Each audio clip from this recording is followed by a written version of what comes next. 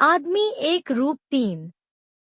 बादशाह अकबर अक्सर बीरबल के सामने अजीबोगरीब सवालों की बौछार करते रहते थे। एक दिन उन्होंने बीरबल से पूछा, बीरबल, क्या तुम एक ही आदमी में हमें तीन तरह की खूबियां दिखा सकते हो? जी जहां पनाह, बीरबल ने जवाब दिया। तो ठीक है, शाम तक उस आदमी को हमारे सामने पेश करो जिसमें तुम हमें तीन तरह की खूबियां दिखा सको। अकबर ने हुक्म दिया। शाम होते ही अकबर बीरबल का इंतजार करने लगे। कुछ ही देर में बीरबल हाजिर हुआ। उसके साथ दुबला-पतला मरियल सा आदमी था। उस आदमी ने अकबर को सलाम किया। अकबर उस आदमी को ध्यान से देखने लगे। तभी बीरबल ने एक सेवक से कहकर जाम के 3 गिलास मंगवाए। जाम का एक गिलास उस आदमी की तरफ बढ़ाकर बीरबल ने कहा, पियो। आदमी ने अकबर को देखा, फिर डरते डरते जाम पी गया। जाम पीने के बाद वो और ज्यादा डर गया और हाथ जोड़कर बोला, जहां पनाह, मुझे माफ कर दीजिए, मैं एक गरीब आदमी हूँ। जो हुक्म देंगे वही करूँगा। बीरबल ने अकबर से कहा, जहां पनाह, इसकी बोली सुनी आपने? ये तोते की बोली है। उसके बाद बीरबल ने जाम का दूसरा गिलास उस आदमी को पीने के लिए दिया। आदमी ने एक घूंट में जाम का गिलास खाली कर दिया। अब उस पर नशा चढ़ चुका था और वह बहकने लगा था। वह सीना ठोंकते हुए अकबर से बोला, तू खुद को समझता क्या है? तू होगा कहीं का बादशाह, पर मैं भी अपने घर का बादशाह हूँ। मेरे सामने ज्यादा चूचपड़ मत कर। अकबर उसका बदला हुआ रंग देखकर हैरान था। बीरबल बोला, जहां पनाह, इस बोली को पहचाना आपने? ये शेर की बोली है। उसके बाद बीरबल ने तीसरे और आखिरी गिलास में भरा जाम उस आदमी को दिया, जिसे उसने लपक कर ले लिया और पीकर लड़खड़ाने लगा। वह पीकर इतना टुन्न हो चुका था कि अनाप शनाप बड़बड़ाए जा रहा था। बीरबल ने मुस्कुराते हुए अकबर को देखा और बोला, जहां पनाह, ये गधे की बोली है। अकबर भी उसकी हालत देख हंसते हुए बोले, वाह बीरबल, मान गए तुम्हें। संपत्ति का बंटवारा। एक गांव में एक वृद्ध जमींदार रहता था। उसकी बहुत उम्र हो चली थी। एक बार जब वह बीमार पड़ा तो उसे लगा कि अब उसके जाने का समय आ गया है। उसके 3 पुत्र थे। उसने तीनों को अपने पास बुलवाया।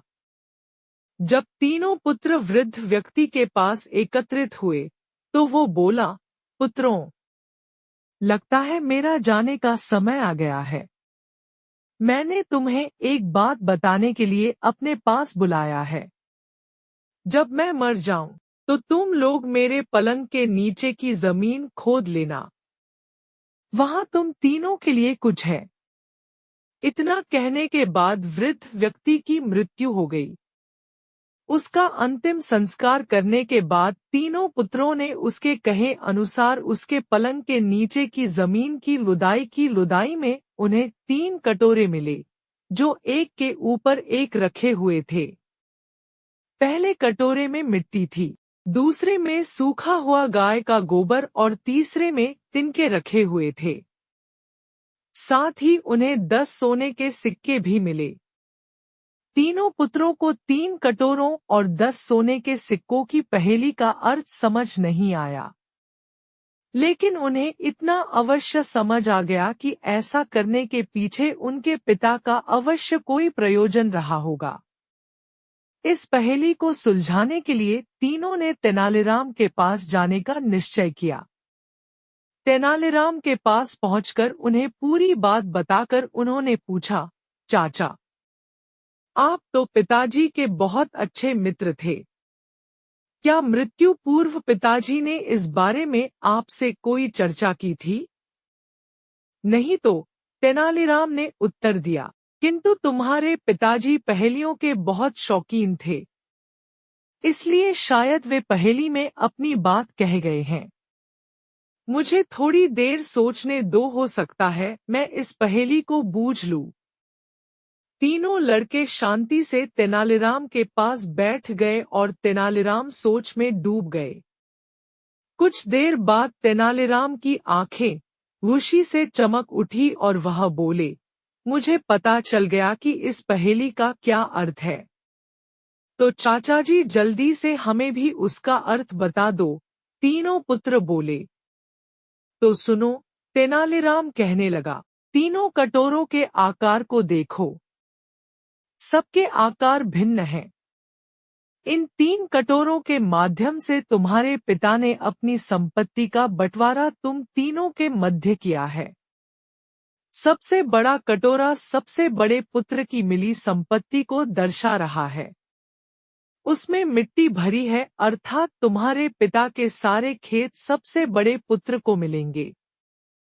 दूसरा कटोरा मंझले पुत्र को मिली संपत्ति को दर्शा रहा है। उनमें गाय का सूखा गोबर है, अर्थात सारे मवेशी मंझले पुत्र को मिलेंगे। तीसरा कटोरा छोटे पुत्र को मिली संपत्ति को दर्शा रहा है, जिसमें तिनके भरे हैं, जो सुनहरे रंग के हैं, अर्थात सारा सोना सबसे छोटे पुत्र के हिस्से आया है। इतना कहकर तेनालीराम चुप हो गया। तब तीनों पुत्र बोले, चाचा जी, एक बात समझ में नहीं आ रही कि पिताजी ये 10 सोने के सिक्के किसके लिए छोड़ गए हैं? ये मेरा मेहताना है। तुम्हारे पिता कोई भी काम मुफ्त में नहीं करवाते थे। उन्हें मालूम था कि उनकी पहेली की का अर्थ पूछने तुम लोग मेरे पास आओगे, इसलिए मेरा मेहताना छोड़ गए हैं, तेनालीराम ने उत्तर दिया। तीनों पुत्रों को अपने पिता की पहेली का उत्तर मिल चुका था। उन्होंने तेनालीराम को 10 सोने के सिक्के दिए और लौट गए।